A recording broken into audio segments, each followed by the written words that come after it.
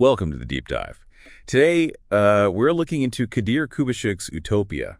It's quite a vision. It really is. We've got his writings here outlining an ideal world pretty different from ours. Yeah, radically different. So our goal today is to kind of unpack his ideas. Why does he think we need such a massive shift? That's the key question. What makes someone think, okay, the whole foundation needs to change? Mm-hmm.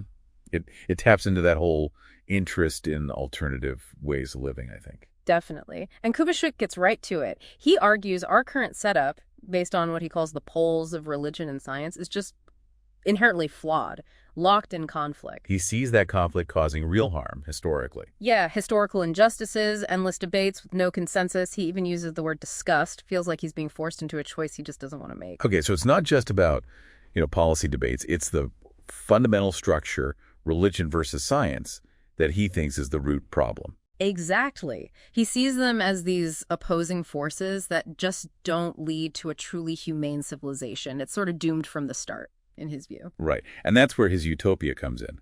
He throws out religion and science as the main drivers. And replaces them with philosophy and art. Philosophy and art, okay?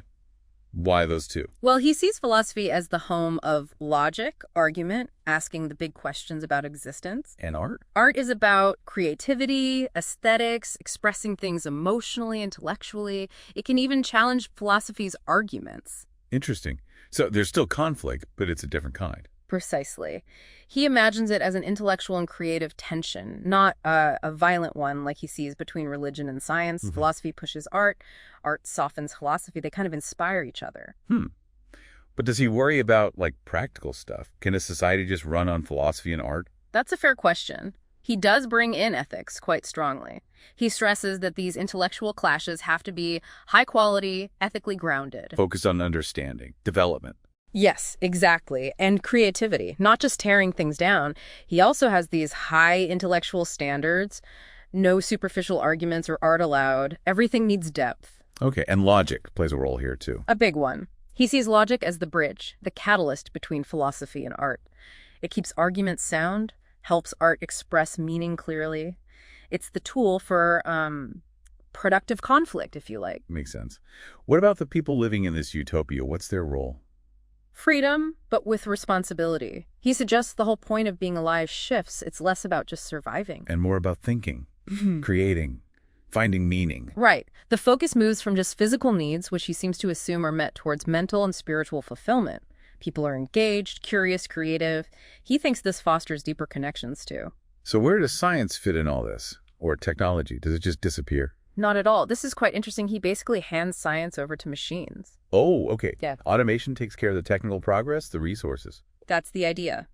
Machines handle the science, maintain high living standards, freeing humans up for philosophy and art. Humans and machines develop side by side, but in different spheres.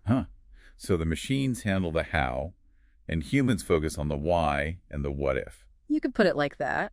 It raises questions, of course, about how that interaction would really work. How does philosophy directly influence art and vice versa in that system? Yeah, definitely things to think about.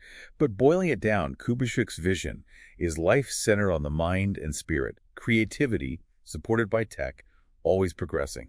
Right. Wisdom and creativity become the main engines of society, replacing that religion-science conflict he dislikes so much. And he sees our current world as primitive, basically. Because of that conflict, he thinks we're stuck in division, superficiality, not reaching our potential. His utopia represents a higher consciousness in his eyes. It's a stark contrast he paints. So, maybe for you listening, the thought to leave with is, forget religion and science for a second. What are the main driving forces, the poles, in our society today? And do they help or hinder our growth, our creativity? What could changing those unlock? It's a fascinating thought experiment, Kubaşyk's Utopia.